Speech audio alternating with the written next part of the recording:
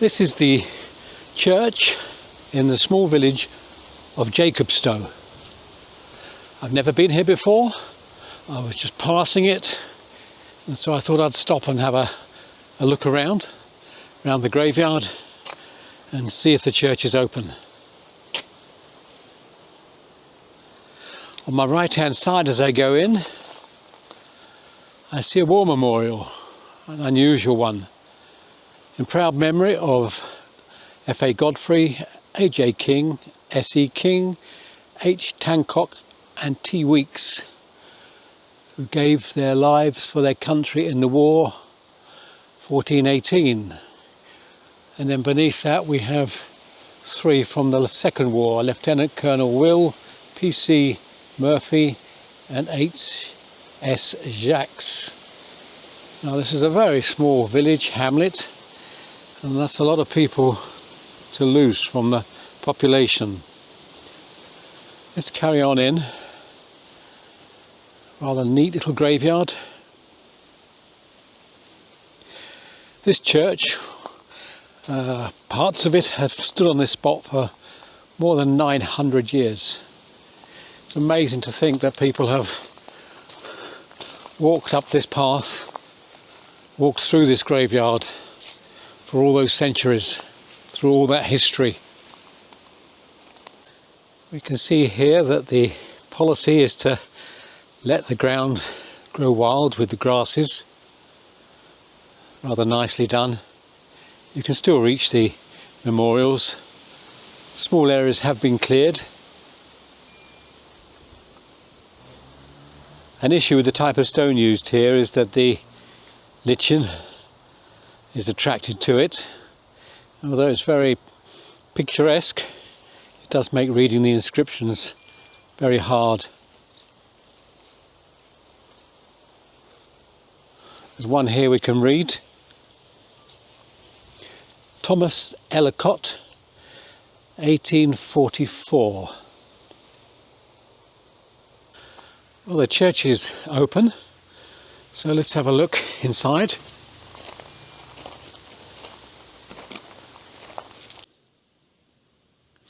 Just a very small chapel with a barrel style roof. There's a stone font on my left. These usually date back many hundreds of years. We've still got the wooden pews.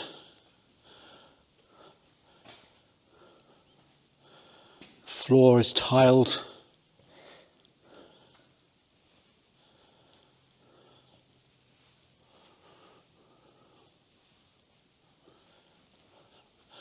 And there are some memorials on the wall.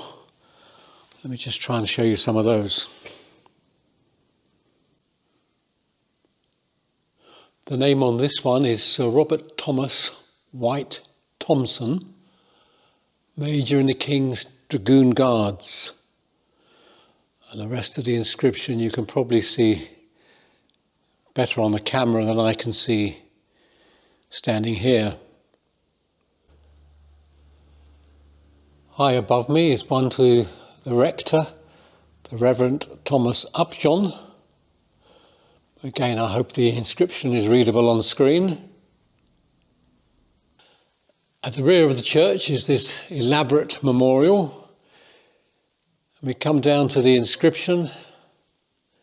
It says, Lady Ellen Astley, wife of Lewis P. Madden, who died of consumption at Torquay in 1848 after suffering months of severest pain, born with most patient submission to the divine will.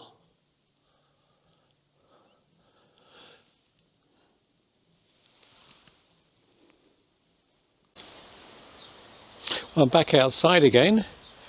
There's a very large table tomb here right by the door.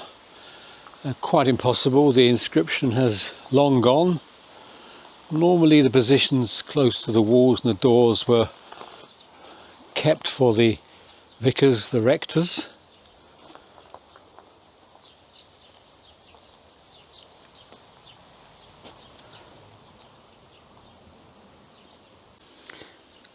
quite a show of the wild daisies.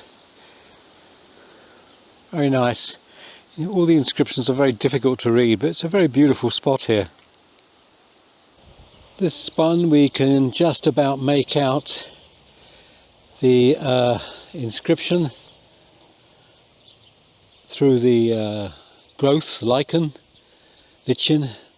John Cole, 1863, of this parish. And then another name down there, looks like Wilmot, 1857.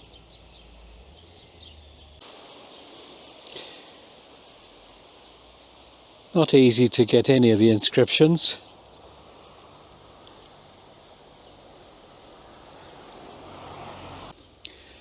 This one to Richard Frederick, beloved son of Blatchford, 1916, aged 17 years. Along the back wall you can see they've stood up some of the memorials, preserving them. One in the front here reads Anne, and then John. Not easy to see the surname.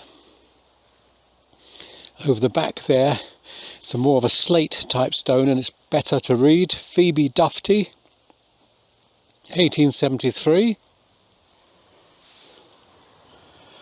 One at the front here, Mary Ann, the wife of Daniel Blatchford, aged 65 years, 1877. One there, not easy to get the name off that. Again, I think it's Blatchford.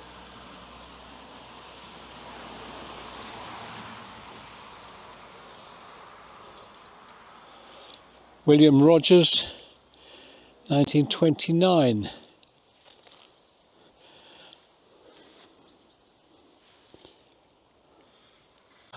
And coming back round to the entrance we came in on, you can see here there's some fairly recent graves.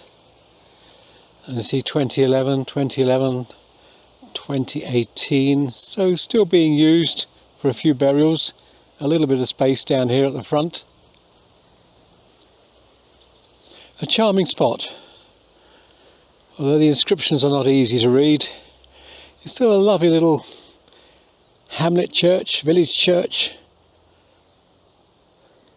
A lot of atmosphere. Well, if you get the chance to come into West Devon, to the little village of Jacobstowe, take an hour or so to pop into the church, have a look around the churchyard. It's a lovely little country spot. So till the next time.